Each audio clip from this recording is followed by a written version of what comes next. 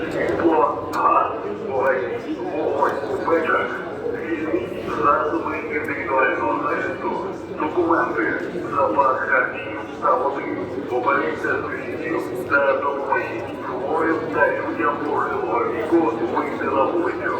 Якнайшвидше дізнайтесь з захисної споруди або заховайтеся на місцевості. Дотримуйтесь спокою та порядку.